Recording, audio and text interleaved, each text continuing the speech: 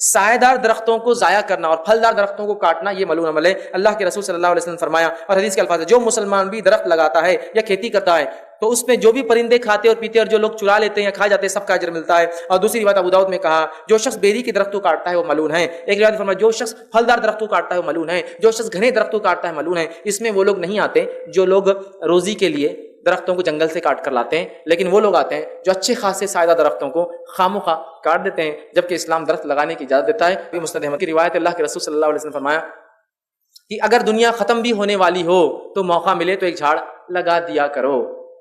खत्म होने वाली भी तो कोई मसला नहीं, झाड़ लगा दिया करो। ट्री प्लांटेशन सुन्नत है, ठीक है।